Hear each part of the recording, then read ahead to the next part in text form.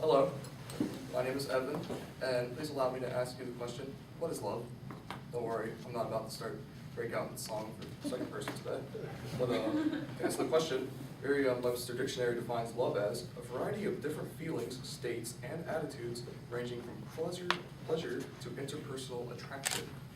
Well, this is just the dictionary definition on paper, but in all reality, love is ineffable. It cannot be described. Well, that's the truth of it, but the government seems to feel otherwise as they limit love just to the heterosexuals and allow them to marry the commitment that comes with the love that you feel for someone. And this love that we feel for others, it's too powerful just to limit to those the government agrees with.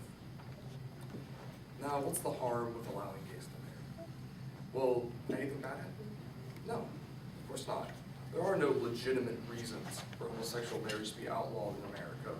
Thus, gays should be allowed to marry because it is their right as an American citizen to pursue happiness in their lives.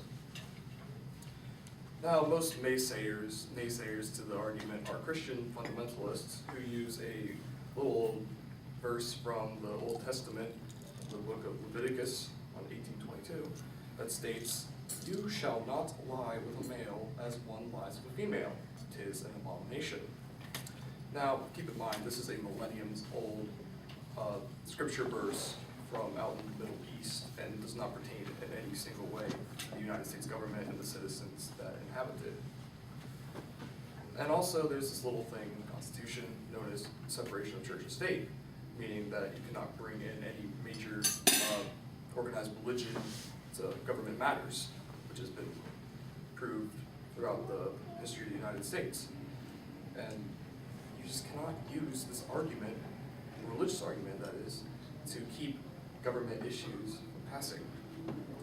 It's like a Hindu banning burgers from McDonald's because they use cow meat that is sacred to their religion. As I said earlier, there really is no major negative effects from legalizing gay marriage. What's the worst that could happen? Will procreation be halted? Christ himself, who, by the way, had no major thoughts on gay marriage at all, listed in both the Old and New Testament, said nothing about it. There's no religious views that could be used in the argument, except for one little verse from the Old Testament eons ago. Now, this is my personal favorite argument that the naysayers use, and one of the most popular users of it is Papa Bear himself, Bill O'Reilly, the conservative talk show host, which I sometimes watch. And he says that gay marriage leads to worse things, like humans being able to marry animals, or get this, inanimate objects, which would just give them the freedom to marry and love whatever they please. Now this, I know Bill has said some ignorant things in the past, but this is the most unfounded statement I have ever heard anyone utter, ever. It's just irrelevant and plain nonsensical. It does not pertain to gays being allowed to get married. It's just almost insignificant. Now, to fit in with the whole four-way testing of the Rotary Club, is it true? It's true that love exists between men and men, women and women, men, women, women and men. It's all natural, and it's very true.